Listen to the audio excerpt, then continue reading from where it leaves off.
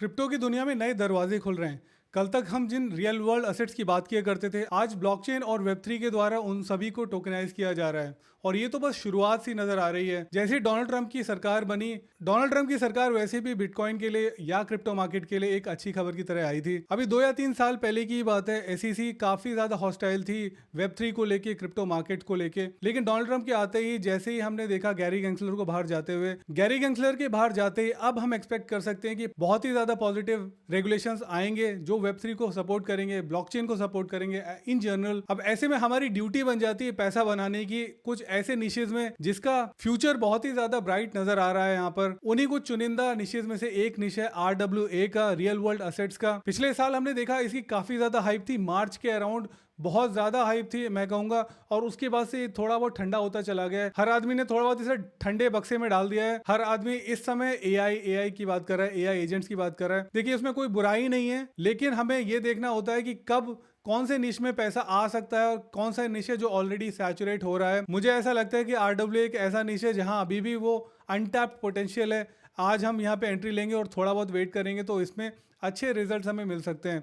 नमस्कार, मैं हूं विनय और स्वागत करता हूं एक और नई वीडियो में। इस तरीके के और वीडियो देखने के लिए आप मेरे चैनल को सब्सक्राइब कर सकते हैं। चलिए बिना देरी के शुरू करते हैं आज का वीडियो। तो देखिए, सबसे पहले मैं शुरू करता हूं आपको दिखाने से जो मैं आपको बात कर रहा था कि कैसा ट्रेंड रहा है पिछले 1 साल का, और उसी बात को दिखाने के लिए मैं आपको गूगल ट्रेंड्स पे लेके आ गया हूं। देखिए, पिछले साल मार्च का वो महीना था, गूगल ट्रेंड्स में 100 दिखा रहा है। बहुत ज्यादा हाइप थी RWA की, और तब से एवर सिंस हम देखेंगे ये फ्लैटन आउट होती चली गई है। ऑलमोस्ट ऐसा लगता है कि हर आदमी भूल ही गया RWA को। लेकिन मैं आपको एक बहुत अच्छी स्ट्रैटेजी बताता हूं। जब हर आदमी किसी एक चीज को भूल जाता है, और तो जब आप पहले इंसान होते हैं, जो लीडर्स होते हैं, पाइनियर्स होते हैं किसी भी एक चीज के, वो हमेशा आगे रहते हैं rather than being a follower, जो तब आता है जब ऑलमोस्ट पैसा बन चुका होता है बाकी लोगों के लिए जिन्होंने पहले एंट्री ली थी। तो इस वजह से मैं अब चाहता हूं कि हम उस जगह पे खड़े हों जहां पे हम लीडर की तरह इसमें बिहेव करें rather than being a follower. यहाँ पे देखिए, समय सिर्फ 26 है।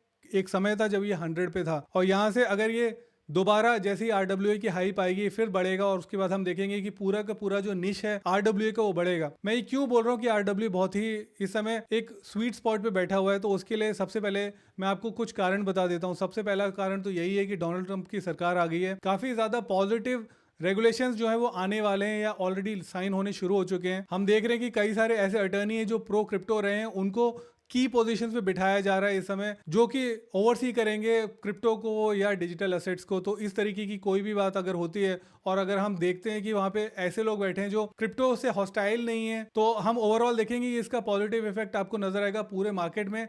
और उस मार्केट में एक बड़ा बेनिफिशियरी RWA रहने वाला है, क्योंकि यहाँ सिर्फ हाइप की बात नहीं है, साथ के साथ काफी ज्यादा यहाँ पे हमको इंस्टीट्यूशनल इंटरेस्ट भी नजर आ रहा है। कुछ बड़े बड़े प्लेयर्स हैं जो RWA में काफी ज्यादा इंपॉर्टेंट पार्ट प्ले कर रहे हैं इस समय, एटलीस्ट वो बढ़ाना चाहते हैं टोकनाइजेशन। उनमें से एक बहुत बड़ा नाम ब्लैक रॉक का है, जिसके बारे में कई बार बात कर चुका हूँ। आज भी शायद लेटर इन द वीडियो मैं आपको दिखाने वाला हूँ, या we'll just touch up on it. Not just that, अगर हम देखें डोनाल्ड ट्रंप ने आने से पहले एक मीम कॉइन लेके आ गए थे अपना, तो उस तरीके से अगर हम देखेंगे तो काफ़ी ज़्यादा ओपन हो जाएगी मार्केट, या हो जानी चाहिए। अगर प्रेसिडेंट ही ऐसा कुछ कर रहे हैं तो उसके बाद में उनको हक नहीं बनता किसी और को ब्लॉक करने का। ऐसे में हाँ देखिए, थोड़े बहुत गलत चीज़ें भी हो सकती हैं, लेकिन जनरली मैं बात कर रहा हूँ कि पॉजिटिव चीज़ें भी काफ़ी ज़्यादा होने वाली हैं। अगर यूएस मार्केट कुछ करता है या यूएस कुछ ऐसे करता है, तो वो हमेशा एक ट्रेंड सेटर्स रहे हैं। यूएस जो है वो टेक्नोलॉजी में हमेशा आगे रहा है, उन लोगों ने ही ट्रेंड्स बनाए हैं और बाकी दुनिया उसे फॉलो करती है। इंटरनेट की भी अगर सबसे ज़्यादा अडॉप्शन कहीं हुई थी तो यूएस में हुई थी, उसके बाद में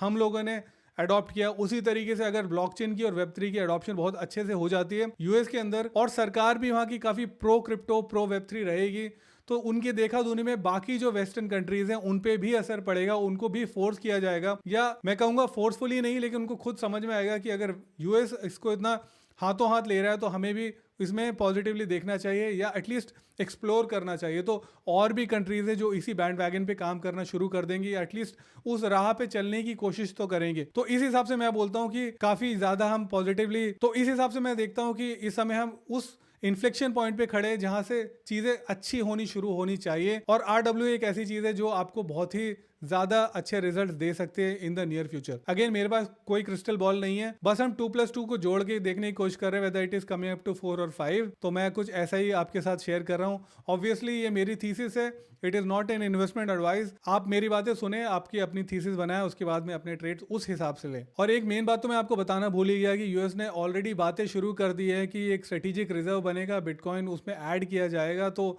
ऐसा जब होने वाला होगा तो वो प्योरली एक लेजिटिमेसी लेके आ जाएगा क्रिप्टो के ऊपर।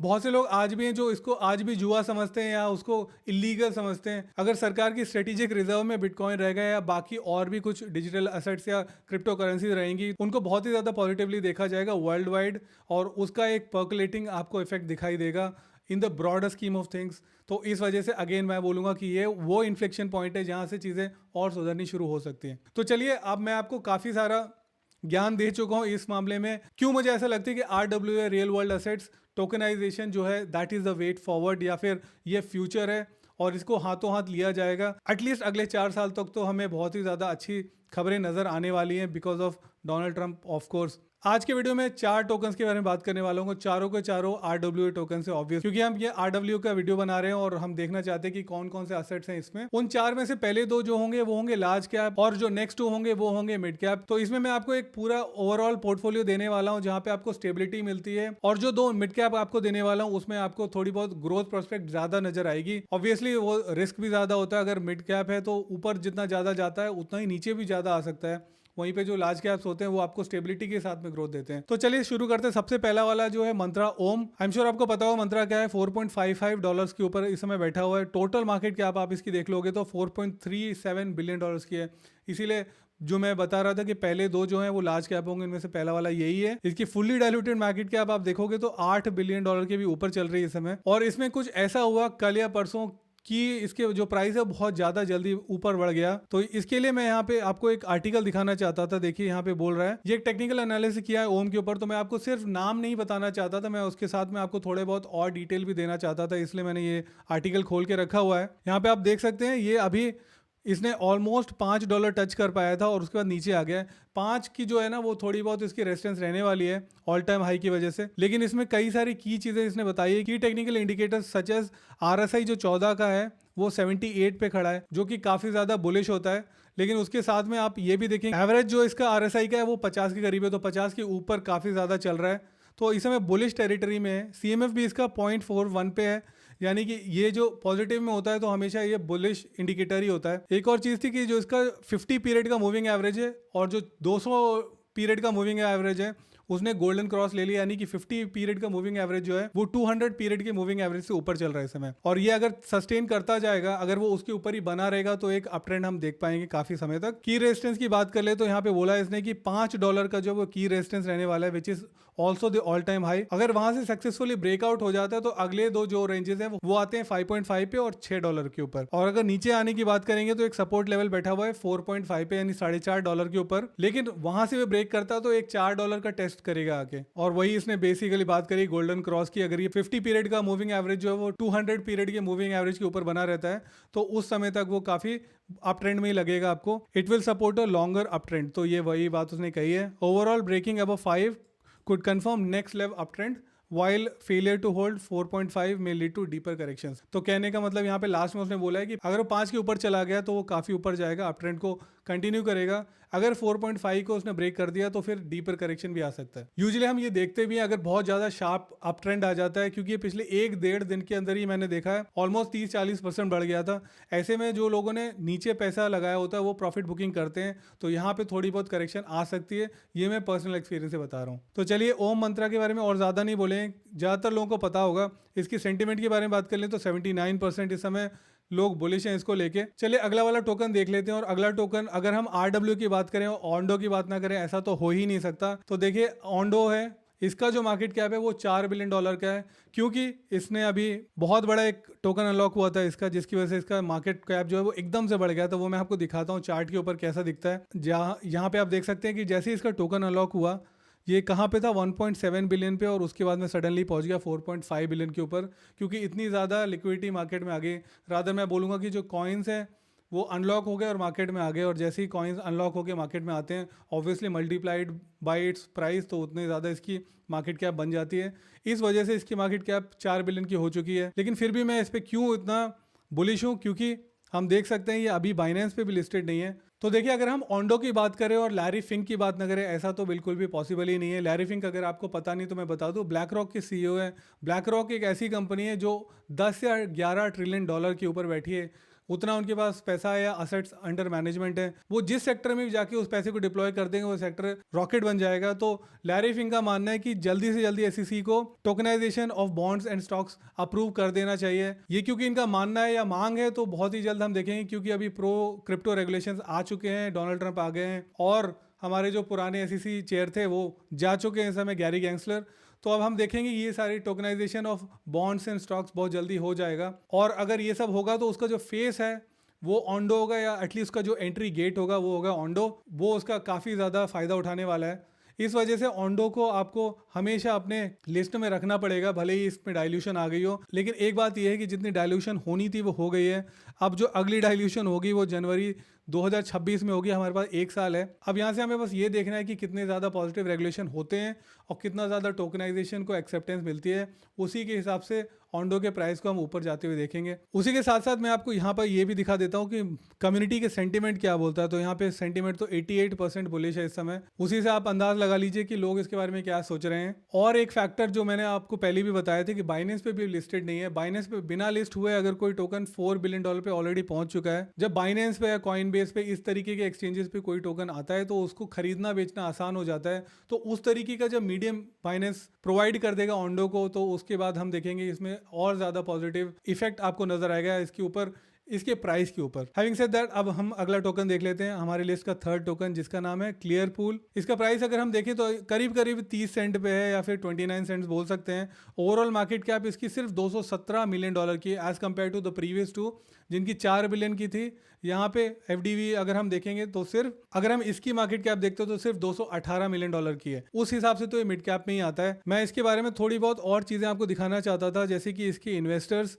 तो हम एक बार यहाँ इसके इन्वेस्टर्स को देख लेते हैं। HashKey Capital, Sequoia Capital, Arrington XRP, ये जो टियर 1 वीसीज होते हैं वो इसके पीछे हैं। तो देखिए क्लियर पूल करता क्या है, इसके लिए इनकी वेबसाइट को भी एक बार चेक कर लेते हैं। The first decentralised credit marketplace है यहाँ पे। इसका टोटल वैल्यू लॉक देख सकते हैं $85 मिलियन के करीब यहाँ पे TVL है इसका। इसके बैकर्स मैंने आपको दिखाई दिया। अब एक बार इसके चार्ट को भी देख लेते हैं। तो इसका चार्ट आप यहाँ पे देखेंगे, एक फॉलिंग वेज है इसके, इस चैनल के अंदर ही इसका प्राइस जो अभी भी ट्रेड कर रहा है। अगर यहाँ से ब्रेकआउट मिल जाती है इस अपर रेजिस्टेंस से, तो उसके बाद में इसका जो अगला टारगेट होगा मेरे हिसाब से वो पहुंचना चाहिए यहाँ पर लेवल 2 पर।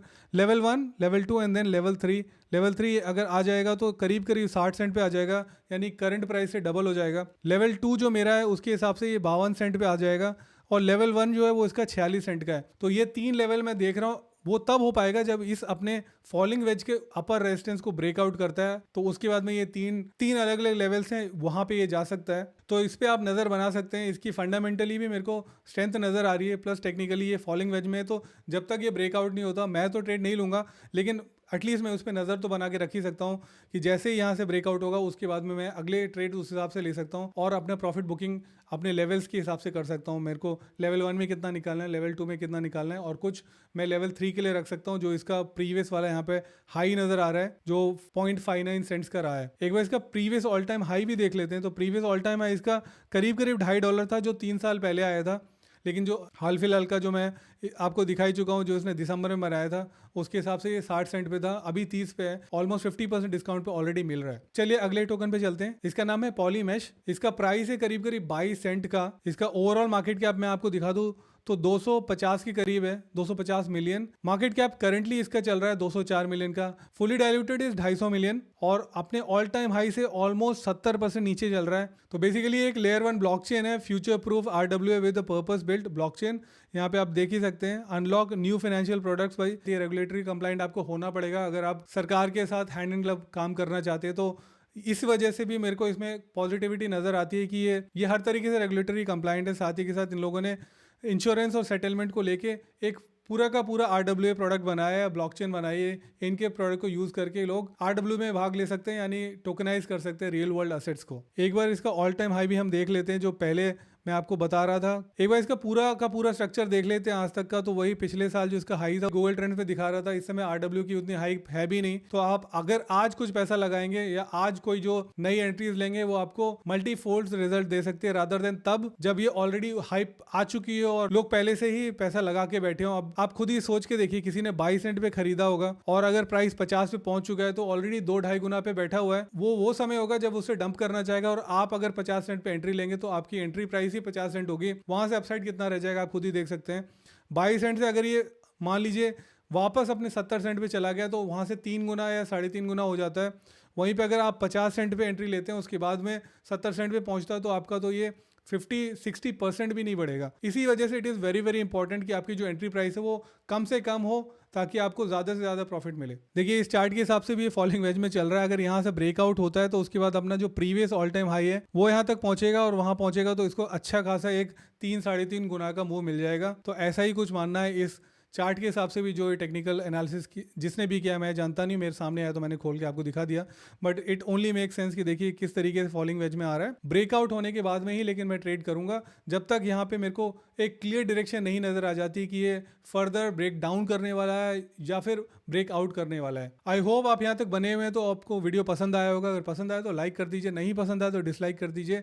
अब मैं आपसे मिलता हूँ इस वीडियो में, तब तक के लिए नमस्कार, जय हिंद, वंदे मातरम।